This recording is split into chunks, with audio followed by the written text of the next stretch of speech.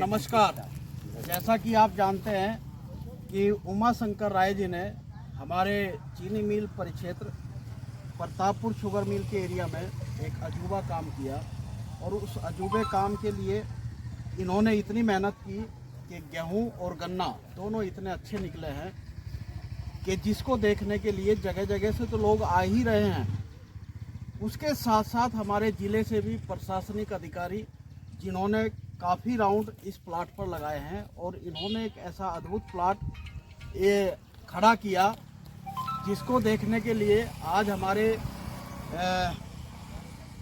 देवरिया परिक्षेत्र से उप गन्ना आयुक्त महोदय भी आज इस प्लाट को देखने के लिए लालायित हुए और आज प्लाट पर पहुंचे ही हैं, क्योंकि उमा शंकर राय जी ने आप देख सकते हो कि किस तरीके से गन्ने को एक सजोया है और इसको बड़े अच्छे तरीके से मेंटेन किया। ऐसा गन्ना, ऐसा प्लाट शायद इस ज़िले में कहीं ना हो। इसी वजह से आज हमारे जितने भी ज़िले से अधिकारी थे और जो भी कमिश्नरी से अधिकारी थे आज इस प्लाट को स्पेशली देखने के लिए आए। तो मैं सबसे पहले हमारे उप गन्ना आयुक्त महोदय से कहूँगा कि सर, जैसे आप इस प्लाट पे आए तो कैसा अनुभव किया आपने और क्या कहेंगे किसान के लिए? देखिए, देवरिया जनपद कभी किसी समय, जैसा आप लोग बता भी रहे थे, कि गन्ने का बड़ा अग्रणी जिला रहा। कई सारी चीनी मिलें चलती थीं और ज़्यादातर खेती का क्षेत्रफल गन्ने से आच्छादित रहता था। धीरे धीरे समय के प्रवाह में एक चीनी मिल मात्र प्रतापपुर रह गई है, जो कि काफ़ी देरी से स्टार्ट होती है और गन्ने के अभाव में बहुत जल्दी बंद हो जाती है। उस स्थिति में भी किसानों का धीरे धीरे मोह भंग हुआ, लेकिन उसके बाद भी इस समय देख के बड़ा सुकून सा ये हो रहा है कि गन्ने की नवीन पद्धति को अपनाने के लिए जो नए और नौजवान किसान हैं, पुराने लोग भी हैं, वो आगे आ रहे हैं, तत्पर हो रहे हैं। अभी बातचीत में इनका कहना है कि विभाग से चीनी मिल से अगर अपेक्षित सहयोग मिले तो हम इसको और आगे ले जा सकते हैं। तो इनकी बातों को बड़े ध्यान से सुनते हुए इस पे आगे जो भी संभव कार्रवाई होगी, जो भी संभव चीज़ें हो सकती हैं, वो करने का प्रयास किया जाएगा। और सबसे अच्छी बात है कि गन्ने की खेती कर रहे हैं वो नवीन तकनीक से, नवीन विधियों से कर रहे हैं, जो कि सर्वथा हमेशा लाभदायक होगी, एक खेत के लिए, एक किसान के लिए, चीनी मिल के लिए। धन्यवाद सर। सर, इसमें मैं आपको एक चीज़ जरूर बताना चाहूँगा कि किसान का जोश, किसान का जो एक जोश आपको देखने को मिलेगा, तो आप किसान की ही जबानी सुनेंगे कि हम इनसे कह रहे हैं कि 500 से 600 क्विंटल प्रति एकड़ आपका प्रोडक्शन आएगा, लेकिन ये मानने को ही तैयार नहीं है। आप उमा शंकर राय जी, आप ही बताएंगे साहब को कि क्या स्थिति है और क्या आपका आकलन है अनुमान इस खेत से? ऐसा है कि हमारे गन्ने का आकलन जो शर्मा जी द्वारा और अवध राज्य द्वारा जो हमको दिया गया था, उसको बताया गया, विधि से सर काम कर रहे हैं। और इसमें जो लक्ष्य हम लोगों का जो है 1 एकड़ में 1000 क्विंटल लेने का लक्ष्य। 1 एकड़ में लक्ष्य तो ऊंचा होना चाहिए। एक्चुअल में सर, इन्होंने जो आकलन किया था वो ये किया था कि इतने गन्ने हैं, पर गन्ना मैं इतना वजन लूंगा और इतने गड्ढे हैं। 1 एकड़ में इनके 1400 गड्ढे बने हैं, तो 1400 गड्ढे से मैं आकलन कर रहा हूँ 40 kg पर गड्ढा। और इनका जो आकलन हो रहा है वो अपना आकलन लेके जा रहे हैं कि मैं इससे कम से कम 80 क्विंटल तो 80 kg पर गड्ढा लूँ। तो उस आकलन के अनुसार ये भी अपने आकलन में लगे हुए हैं और हम भी अपने। लेकिन एक जो आपके चीनी मिल का एवरेज क्या रहता है एक अनुमान? सर 300 क्विंटल 300 क्विंटल का है। अब 300 क्विंटल का 3 गुना तो आएगा ही। इस विधि का नहीं, मैं तो एक एवरेज बता रहा हूँ। नहीं, एवरेज मतलब जो भी गन्ना जिस भी विधि से हो रहा हो, क्या एवरेज आता है, तो उस एवरेज का 3 गुना तो इसमें आना ही है। तो आपके भी कहने का तात्पर्य यही है कि खेती ऐसी की जाए जो कि उतने ही लागत में अच्छा रिटर्न दे सके, अच्छी उपज दे सके। तो इसी क्रम में हमारे डीसीओ साहब भी एक बार पहले भी इस प्लाट पर आए हैं डीसीओ साहब, जैसे आपने देखा था कि जब आप आए थे तो इस खेत में सरसों भी थी और आज सरसों इससे कटी है, अब गेहूं भी कटेगा, तो आपको आज सरसों कटने के बाद कैसा महसूस हो रहा है?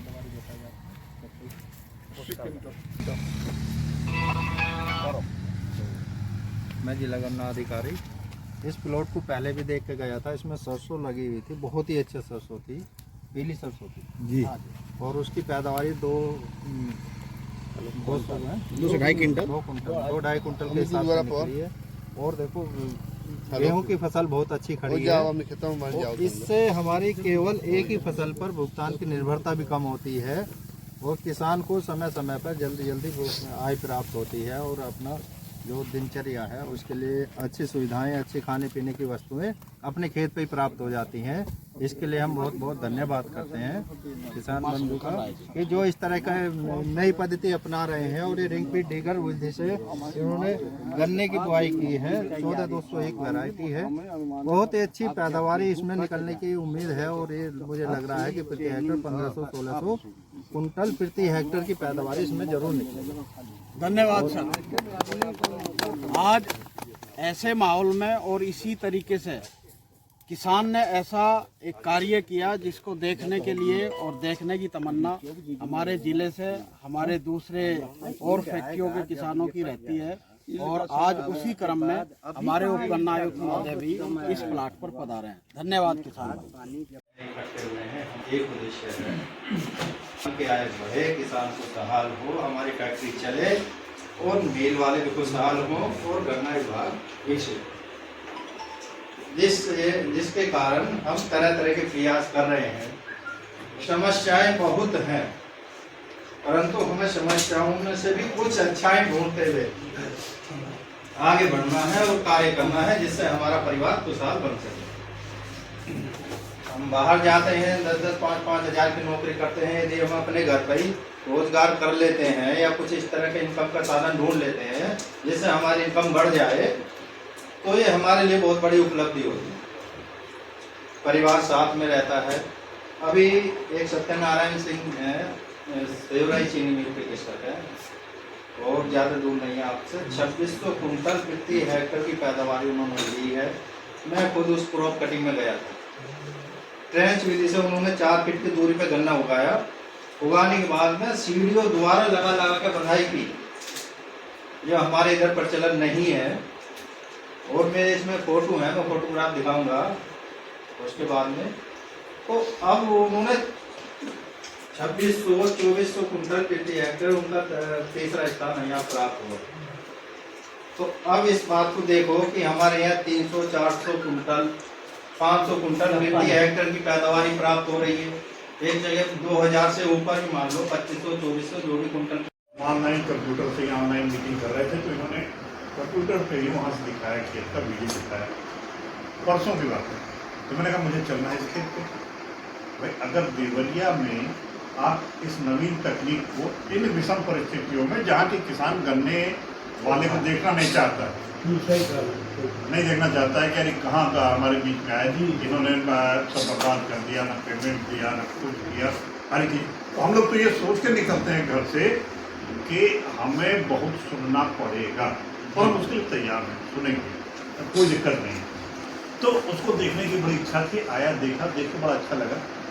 एक चीज़ बस ये कहूँगा कि अभी ये लोग मुझे कह रहे थे मुख्य अतिथि, तो मुख्य अतिथि मैं यहाँ पे इसलिए नहीं हो पाऊँगा कि अभी जसवंत जी ने पूछा कि कहाँ के रहने वाले, मैंने कहा बनारस के। बनारस हम बस गए, हम रहने वाले देवरिया के, पैदा हुए इसी मिट्टी में मिले, मेरे पिता का भी जीवन यहीं पे रहा, आज हुआ है। वो भी चारों सारा ही जो है 2-3 चचेरे भाई हैं, वो लोग गोरखपुर में रहते हैं, गांव पे स्कूल चलवाते हैं बाबा के नाम से। तो गांव से संपर्क इतना सा है, लेकिन यहाँ आने पे यहाँ के लोगों से मैं एक अलग तरह का अटैचमेंट महसूस करता हूँ। ये लगता है अपने ही घर, अपने परिवार में, तो अपने परिवार में कौन मुख्य अतिथि हो सकता है। ये लगता है कि अपने घर में ही आके बैठा हुआ हूँ, और तो मैं तो ये लगता है कि अपने घर में ही आके बैठा हुआ हूँ। और बचपन के जैसे मेरे पिताजी किस्से बताते हैं, वो बताते हैं कि अरे चीनी मिल चलती थी तो इतना रौनक रहता था। मैं बरहज के पास पैना गांव है, पैना के रहने वाला हूँ। तो बताते थे कि जब चीनी मिल चलती थी तो कितना रौनक था, लोग लगे रहते थे, घर द्वार के, अपने रिश्तेदारी के तमाम लोग वहाँ काम मिलता था। सीजनल काम में बहुत से गांव के लोग लग जाते थे। तो आप मानिए इस बात को कि अगर क्षेत्रवर्ती मेला अरे हमारे जिले का जैसे हम लोग वैसे नामी गाँव को भी तो माने न माने, मैं पश्चिम में भी काफी नौकरी किया हूँ। पूरा पश्चिम उत्तर प्रदेश अगर समृद्ध माना जाता है हमसे, तो उसमें बहुत बड़ा हाथ गन्ने का है। और गन्ने का मैं देखा वहाँ पे किसान गन्ने के लिए बड़ा मुखर रहता है, बहुत लड़ता है। बस किस चीज़ के लिए कि जो नियम है, जो कानून है, वो फॉलो हो। नियम बिगड़ रहा है तो उसके लिए लड़ेगा। अगर आप नियम से हैं तो आपको सपोर्ट करेगा और वो मिल से खूब लड़ेगा, लेकिन मिल का कोई नुकसान नहीं होने देगा। वो कहता है कि मिल में लोग तो आते जाते रहते हैं, ये मिल तो हमारी है, हम यहाँ पे रहेंगे, मिल यहाँ पे रहेंगे। अब ये बताइए सर,